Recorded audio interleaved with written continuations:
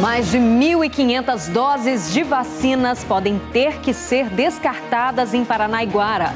Uma recontagem revela que dentro do freezer superaquecido estavam mais de 800 doses só da AstraZeneca contra a Covid-19. Mais uma cidade começa a vacinar professores em Goiás. Águas Lindas iniciou a aplicação das doses hoje à tarde. O pai da bebê, que foi internada com mais de 30 lesões pelo corpo, é preso suspeito de provocar os ferimentos na criança.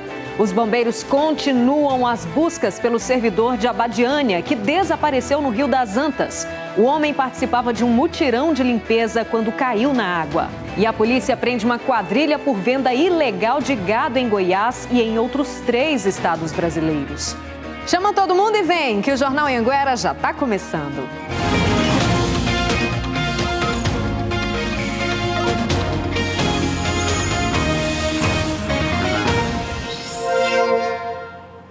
Muito boa noite para você, obrigada pela companhia. Agora 7h12, a gente abre a edição de hoje falando sobre o caso da bebê que deu entrada em um hospital de Anápolis com mais de 30 lesões pelo corpo. Lembra desse caso? É que a polícia decidiu prender o pai da criança. Bruno Mendes está ao vivo e atualiza esse caso para a gente. Bruno, muito boa noite para você. A polícia tem algum indício de que realmente foi o pai que teria feito isso com essa criança?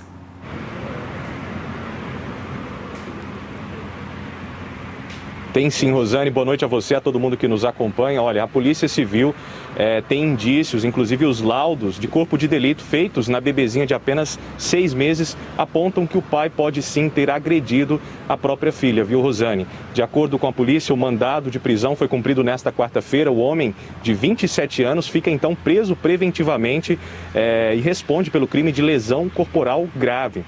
Parentes, pessoas da família chegaram a relatar para a polícia que o homem não demonstrava nenhum tipo de afeto à criança.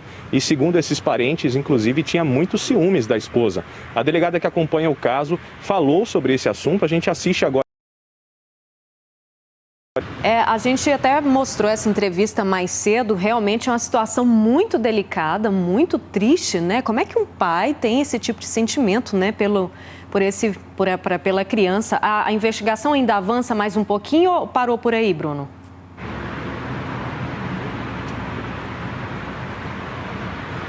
Sim, Rosane, a investigação continua ainda, segundo a polícia, relatos, inclusive, das pessoas de que o homem era muito impulsivo e também se exaltava com facilidade, colaboraram, é mais um argumento para essa prisão preventiva. A gente lembra desse caso, a criança está internada já há 10 dias no UGOL. Ela foi levada para a UPA pediátrica aqui em Anápolis com marcas, com várias lesões pelo corpo. A médica suspeitou de agressão e avisou a polícia. Desde então a polícia tem acompanhado o caso. Hoje tivemos acesso ao último boletim que foi divulgado pelo UGOL, onde a criança está internada desde que foi transferida aqui de Anápolis. E a informação é que ela está em estado regular e respira sem a ajuda de aparelhos, Rosane. Se Deus quiser, ela vai sair bem dessa. Obrigada pelas informações, Bruno. Nós não conseguimos contato aí com a defesa do pai dessa criança para comentar sobre essa situação. Agora, gente, vou nessa. Não é notícia repetida não, viu? Aconteceu de novo em Rio Verde, no sudoeste do estado. Mais uma vítima procurou a delegacia denunciando que sofreu o golpe do Pix. A polícia, é claro, está intrigada com essa situação. Segundo a delegada, dessa vez foram empresários que tiveram a conta zerada. As vítimas que perderam R$60 mil registraram hoje o boletim de ocorrência. As vítimas tinham que fazer uma transação, né, de compra e venda de grãos. Existia o intermediário, ele passou, né, a conta da pessoa para quem teria que ser feito pago, mas ele acabou sendo enganado também e passaram para ele um número de Pix que seria dos estelionatários. O Márcio, produtor rural, também perdeu todo o dinheiro. Como que a pessoa tem acesso para saber o valor que está lá dentro e como que ele consegue tirar? Porque tirou 15 mil, ficou R$600. Aumentou para 5 o número de vítimas do golpe do Pix em Rio Verde. Os registros foram feitos na última semana. A suspeita da polícia é que as contas das vítimas estejam sendo invadidas através de links não confiáveis que são recebidos pelo celular mesmo.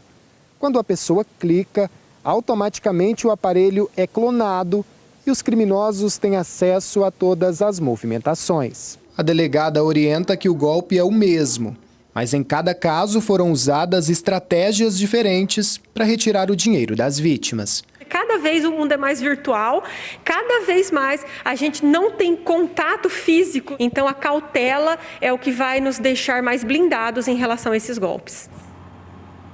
A Caixa Econômica Federal disse em nota que pedidos de contestação podem ser realizados em qualquer agência do banco. A Caixa informou que não pede dados de acesso por ligação. A nota diz ainda que, caso o cliente desconfie de alguma ação, pode ligar para o Serviço de Atendimento ao Consumidor, no 0800 726 0101. E a gente volta a falar do freezer que superaqueceu em Paranaiguara e que pode ter colocado em risco a validade das vacinas da AstraZeneca que estavam nele.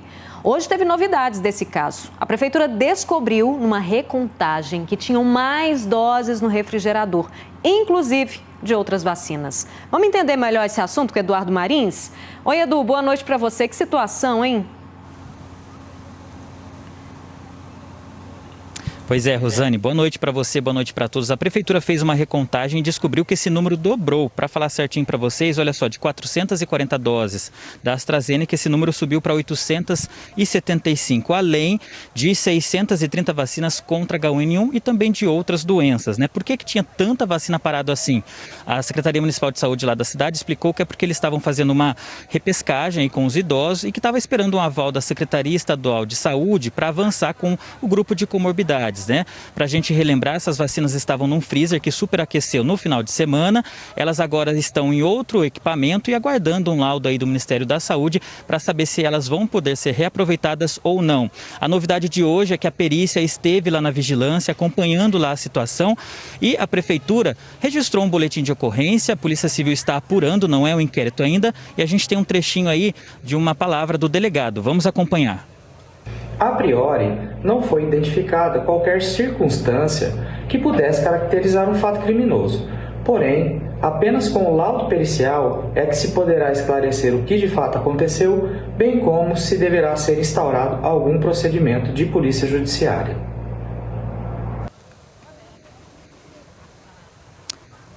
Pois é, o Ministério Público também segue acompanhando este caso, né? E dependendo do laudo do Instituto que está avaliando se essas doses vão ser usadas ou não, se for um resultado insatisfatório, essas doses vão ser perdidas, e o Ministério da Saúde disse em nota que não vai repor essas doses, viu?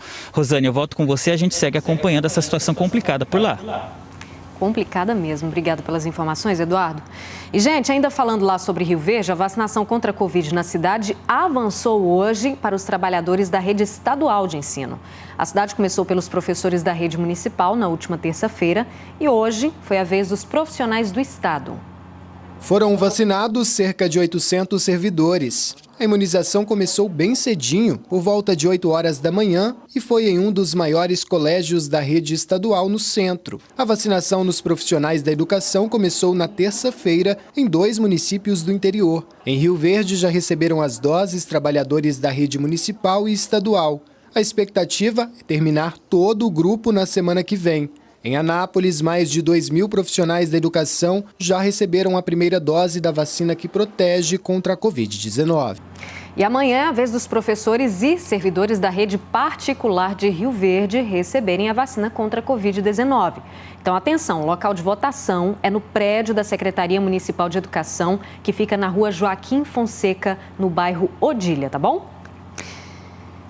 Olha, e Águas Lindas de Goiás também avançou na campanha de vacinação, viu? Começou hoje a imunizar os professores. Vamos para a região do entorno conversar com o Myron Otton. Myron, muito boa noite para você. São muitos os profissionais aí que vão ser imunizados nessa etapa?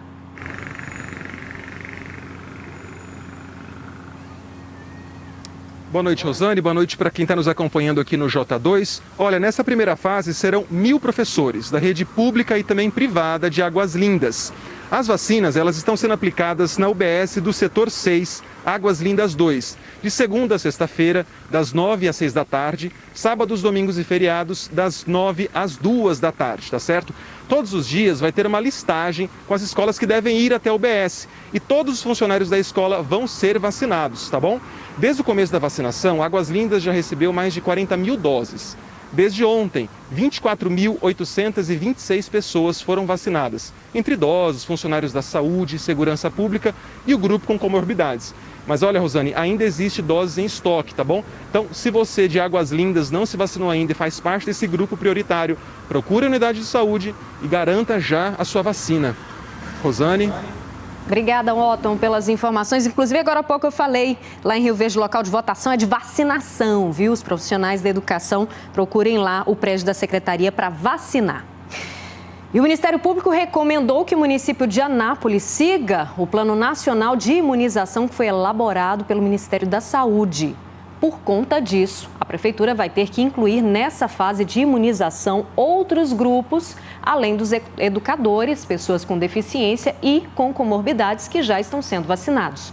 Segundo a Prefeitura, a Secretaria de Assistência Social realiza um levantamento dos moradores em situação de rua para vacinação e, com apoio do Departamento de Saúde Prisional, deve começar a vacinar a partir da semana que vem cerca de 1.000 presos que cumprem pena no município. Agora, olha essa, uma decisão que ainda precisa ser aprovada pela Anvisa deve agilizar a vacinação contra a Covid-19 aqui em Goiás. É que as vacinas da Pfizer, gente, que antes precisavam ser armazenadas em super freezers, vão poder ficar por até 31 dias em geladeiras comuns. A Lívia é professora da rede particular e já voltou a dar aulas de forma presencial há pouco mais de um mês.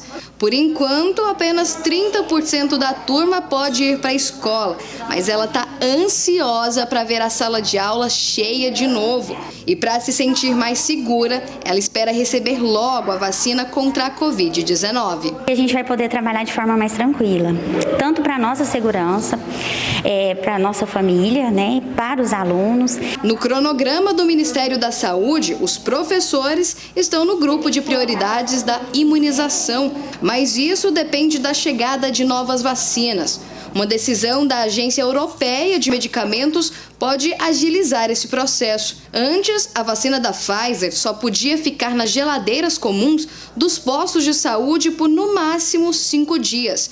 Mas agora, esse prazo aumentou para 1 mês. Com a mudança, cidades pequenas e sem tanta estrutura podem receber mais vacinas da Pfizer e assim ampliar o grupo de vacinação, como é o caso de Jataí, que ainda não começou a imunização de professores e dos servidores da educação. Mas no Brasil, essa decisão ainda precisa ser aprovada pela Anvisa para começar a valer. Em Goiás, apenas a capital, Anápolis, Rio Verde, Trindade e Aparecida de Goiânia já receberam as doses da Pfizer. Essas cidades são as únicas que têm os super freezers para armazenar as doses por mais tempo. Podendo ficar armazenada 30 dias de 2 a 8 graus, que é a temperatura, né, que a gente utiliza para todas as vacinas que nós utilizamos, isso vai permitir que essa vacina chegue a todos os municípios. Enquanto espera a vez, a Lívia já até ensaia para receber a vacina. Muito ansiosa, já estou até com o braço na posição da vacina. Acho que está todo mundo ensaiando já essa posição para receber a vacina, né não, gente? No sul goiano, uma operação das polícias militar e rodoviária federal apreendeu em menos de 24 horas a maior quantidade de cocaína da história nas estradas federais que cortam Goiás. Os policiais que fiscalizam as estradas federais que cortam Goiás têm um amigo fiel, o Alok, pastor alemão de 3 anos. O cão é especialista em encontrar armas, munições e todo tipo de drogas. E foi com a ajuda dele que polícias militar e rodoviária federal chegaram a grandes apreensões. Na carreta abordada em Itumbiara, foram encontrados mais de 400 tabletes de pasta de cocaína, um total de 750 quilos. Tudo escondido num fundo falso do veículo. O motorista disse que saiu de Rondônia com destino a São Paulo para entregar a droga. Foi preso em flagrante. Essas apreensões na BR-153 são resultado de uma operação em conjunto das polícias militar e rodoviária federal para combater o tráfico de drogas. Só a carga de pasta apreendida nessa carreta que a gente viu já é a maior apreensão desse tipo de droga da história em estradas federais que cortam o estado de Goiás. A PRF vem fazendo grandes investimentos aí na área de inteligência, na área operacional, trabalhando, capacitando os agentes para resultar numa grande apreensão igual a essa, que é uma ação integrada entre a PRF, Polícia Rodoviária Federal do Mato Grosso, com a Polícia Rodoviária Federal de Goiás, com apoio da Polícia Militar. Um comerciante de Quirinópolis foi morto a tiros enquanto trabalhava. O crime foi ontem, mas as imagens foram divulgadas hoje. Uma câmera da mercearia registrou o momento em que o criminoso chega e atira contra o comerciante José Josias Pereira, de 53 anos, que estava no caixa. Segundo a polícia, foram 7 disparos. A ação leva menos de 30 segundos. Depois, o atirador foge pela porta da frente. Por enquanto, ninguém foi preso, mas com estas imagens, os investigadores já estão com algumas pistas que podem levar até o responsável pelo crime. Um grupo suspeito de furtar e receptar veículos antigos foi alvo de operação pela Polícia Civil na manhã de hoje em Lusiânia e em mais 2 cidades do Distrito Federal. Na casa de um dos suspeitos, os policiais encontraram uma chave utilizada para abrir as fechaduras dos veículos. Nesta imagem da câmera de segurança, mostra como a quadrilha atuava. Um dos suspeitos observa o veículo parado, vai até ele e abre a porta com uma chave micha, que é uma chave padrão para abrir qualquer fechadura. Ele entra no veículo, faz a ligação direta no motor e logo foge. Esse suspeito faz parte de uma quadrilha especializada no furto e repasse de veículos antigos, em especial caminhonetes, que foi pega hoje pela Polícia Civil. A Operação Belacos prendeu 3 suspeitos e cumpriu 4 mandados de busca e apreensão em Lusiânia e em 2 cidades do Distrito Federal. Essa investigação da polícia já acontecia há 5 meses. Foram localizados um veículo na casa de um dos investigados e na casa de outro foi apreendida uma chave micha. Também apreendemos uma quantia em dinheiro, R$ 1.800, na casa de um dos investigados. Essa quadrilha conseguiu furtar pelo menos 4 veículos. Os suspeitos, que agora estão presos, vão responder pelos crimes de associação criminosa, que tem pena de 1 a 3 anos de prisão, e furto qualificado. A prisão vai de 2 a 8 anos. As investigações vão continuar no sentido de identificar quem seriam os receptadores que estariam recebendo esses veículos furtados e também identificar outros investigados que possam fazer parte também da associação criminosa. A polícia prendeu hoje em São João da Aliança, na região da Chapada dos Veadeiros, um dos bandidos mais perigosos do país. Ele é condenado a mais de 70 anos de prisão. O repórter Myron Otton está de volta para trazer os detalhes para a gente. Myron.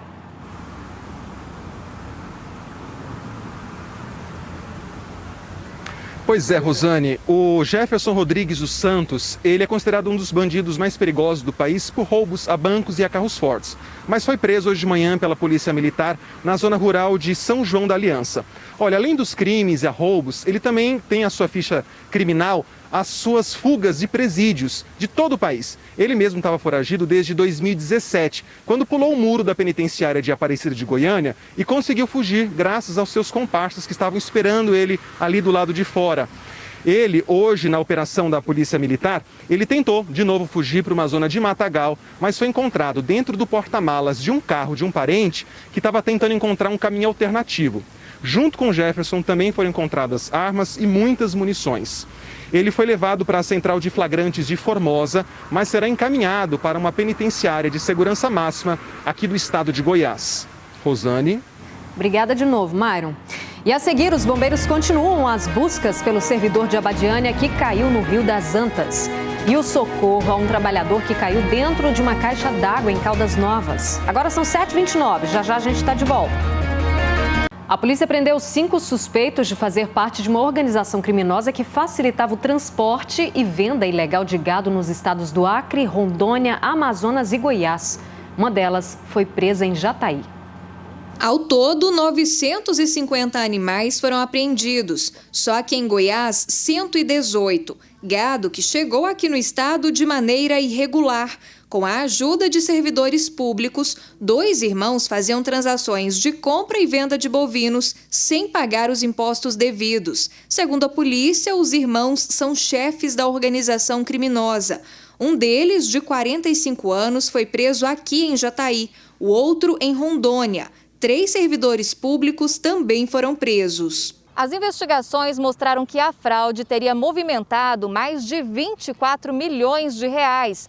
Só com sonegação de impostos, o prejuízo aos cofres públicos é calculado em 6 milhões de reais. A polícia cumpriu 7 mandados de busca e apreensão e pediu o bloqueio de 5 contas bancárias, totalizando quase 3 milhões de reais bloqueados na ação que faz parte da 4ª fase da Operação Fake Bois, deflagrada pela Polícia Civil do Acre na terça-feira. O grupo criminoso agia no Acre, em Rondônia, Amazonas e Goiás. Nós temos documentação falsa apresentada, então nós vamos ter o uso de documentos falsos, falsificação de documentos, podemos ter inserção de dados falsos em sistema, uma formação de quadrilha e os próprios crimes tributários. Em Ipameri, uma menininha de 3 anos prendeu o dedinho no ralo do banheiro. A mãe não conseguiu soltar o dedo da criança, retirou o ralo e foi pedir ajuda aos bombeiros. Mas como a criança chorava muito, foi preciso levá-la até o pronto-socorro de Ipameri para que ela recebesse uma anestesia. Só assim o ralo foi cerrado e finalmente a menina ficou com o dedinho livre. Apesar do susto, a criança está bem. E olha, ainda está internado em Caldas Novas o trabalhador que desmaiou hoje cedo numa caixa d'água industrial. Ele teve uma fratura no tornozelo esquerdo e deve ser transferido para Goiânia para passar por uma cirurgia. O homem de 42 anos estava fazendo a pintura dentro da caixa d'água quando passou mal e desmaiou. A estrutura tem 30 metros de altura e a caixa d'água 6 metros de profundidade. A hipótese mais provável é que ele tenha passado mal com o cheiro forte da tinta. O síndico do condomínio percebeu e chamou os bombeiros, que levaram quase 2 horas para fazer o resgate. Eles levaram um cilindro de oxigênio para o trabalhador e depois usaram técnicas de rapel para descer com a vítima da estrutura da caixa d'água. A operação envolveu 6 bombeiros e uma equipe do SAMU. Vamos ver agora então como é que fica o tempo amanhã em Goiás?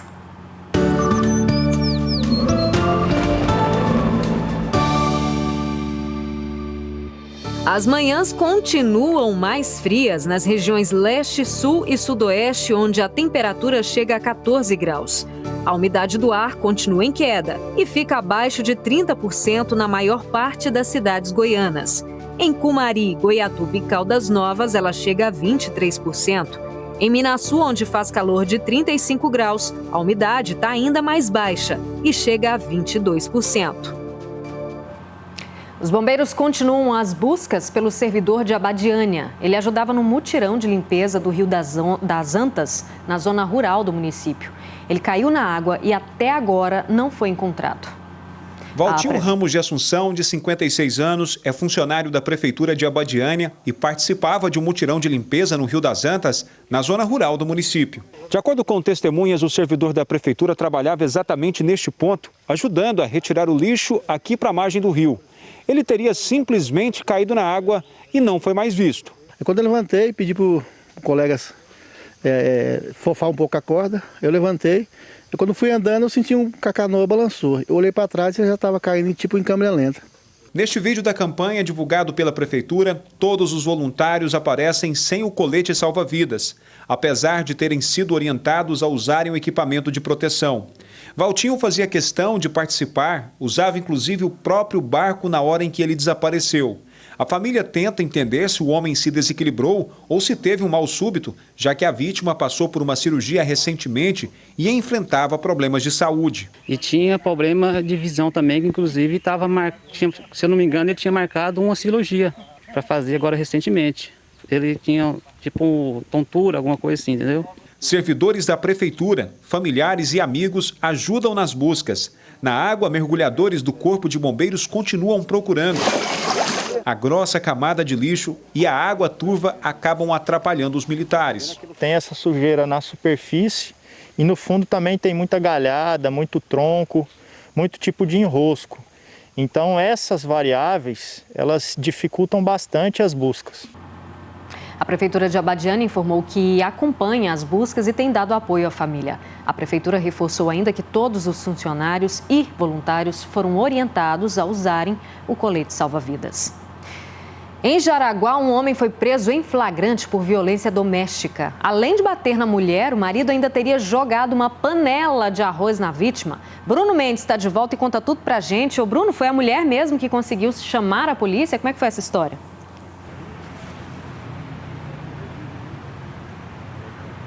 Foi sim, Rosane. Segundo a Polícia Civil de Jaraguá, a mulher fez a denúncia, ligou para a polícia, avisou que estava sendo agredida naquele momento. Os policiais então foram até a zona rural, até uma fazenda onde o casal mora, e lá prenderam esse homem então em flagrante, levaram ele para a delegacia. A mulher contou que o homem já era agressivo, Rosane, já tinha batido nela outras vezes, mas ela nunca denunciou por conta de medo. Mas esse último episódio deixou a mulher revoltada. Ela contou que depois de uma discussão, o homem pegou uma panela cheia de arroz e jogou contra o rosto dela.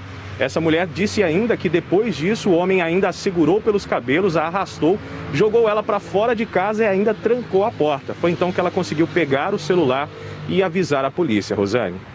Que situação. Obrigada, Bruno, pelas informações. Gente, a nossa imagem do dia é uma história curiosa que aconteceu em Anápolis. Uma mulher deu à luz dentro de um carro. A mamãe estava em trabalho de parto, olha só. Pi chamou o carro por um aplicativo para ir para o hospital. No caminho, o motorista viu uma viatura da PM, deu sinal de luz com o farol e a equipe parou para ajudar. Uma policial seguiu com a mãe no carro enquanto os colegas abriam caminho no trânsito com a viatura. Mas não deu tempo, o bebê resolveu chegar antes. Foi a sargento Franciele que ajudou a mãe no parto e deu tudo certo, graças a Deus. Mãe e bebê chegaram bem na Santa Casa de Misericórdia. Agora são 7h39, eu tô indo embora, mas amanhã eu tô de volta, tem mais J2, tá bom? Ó, um beijo e um cheiro pra vocês, bem especial. Hoje a gente encerra com imagens lá de Anápolis. Tchau, gente. Até amanhã.